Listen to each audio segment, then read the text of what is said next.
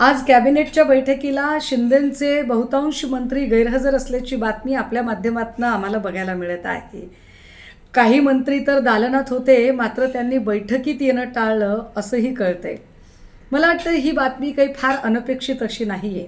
मुळात वाया सुरत गुवाहाटी करत जेव्हा शिंदेंनी हा प्रवास केला तेव्हाच शिंदेंना हे सगळं ज्ञात असायला हवं की त्यांनी जे पेरलेलं आहे तेच उगवणार आहे। भाजपा कुणाशीही मैत्री ठेवू शकत नाही। भाजपा कुणाशीही प्रामाणिक राहू शकत नाही।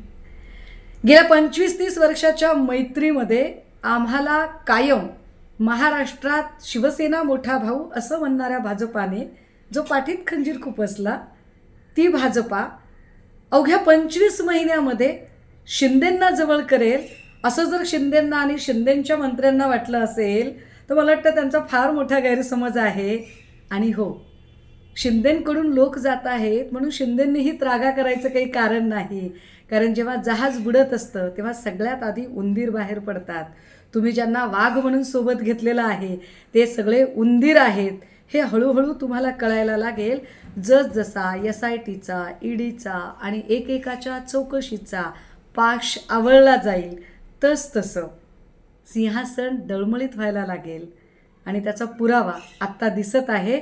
माध्यमांमधून बातमी तर अशीही कळते की फडणवीस म्हणतायत की तुम्ही उल्हासनगरमध्ये केलं ते काय, मग आम्ही केलं तर चुकलो कुठे।